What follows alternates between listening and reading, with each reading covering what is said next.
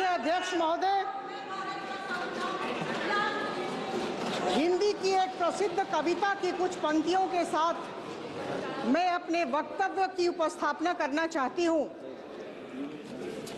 कोहिनूर का जनक हूं मैं, लोकतंत्र की चमक हूं मैं, देवभूमि का दर्शन हूं, अर्पण और समर्पण हूं मैं, हर धर्म का मैं प्रतिपादक हूं, मैं प्रथम ग्रंथ संपादक हूं,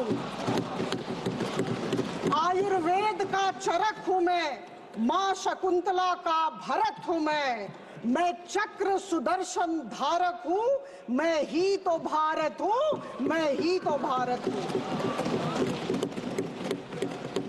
Article 1 of the Constitution of India says, India, that is Bharat, shall be a union of states.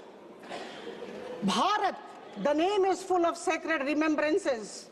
Once we hear this name, once we pronounce this name, images and pictures of ancient glory, ancient tradition and ancient culture come to our mind. Vedas, Upanishads and Brahmanas have mentioned Bharat. Hyun Song, the Chinese traveler who came to India during the reign of King Harshvardhan, mentioned Bharat.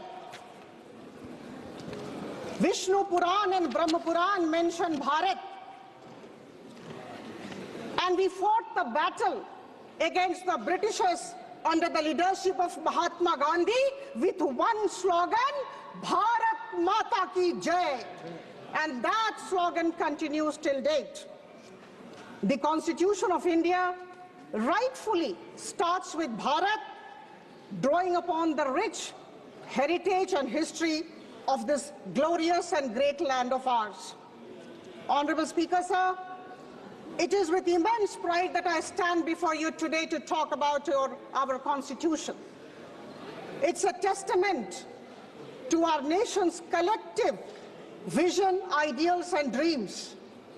It is definitely not a static document.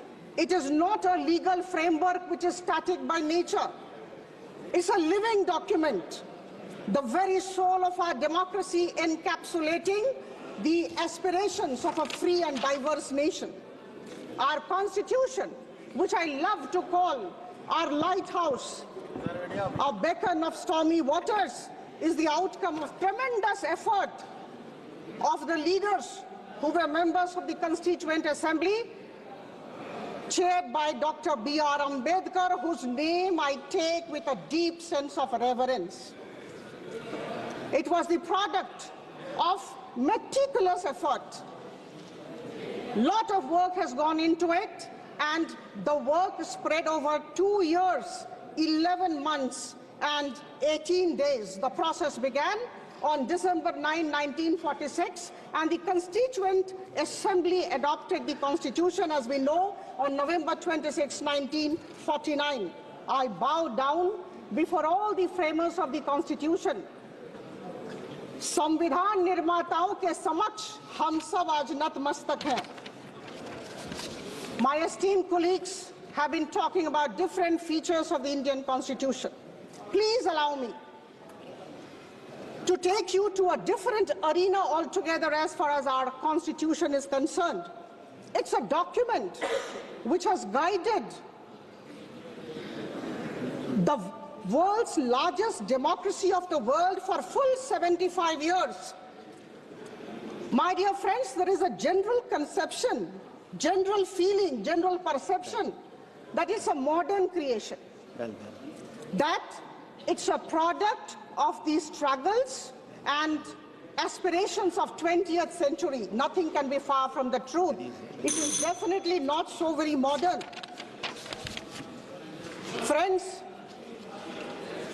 the Indian Constitution is embedded into the ancient glory, the tradition and the culture of our land. And that is why we are so very proud of our Constitution. There are so many things to talk about our Constitution. Due to paucity of time, it doesn't seem possible to talk. We will definitely continue to discuss. However,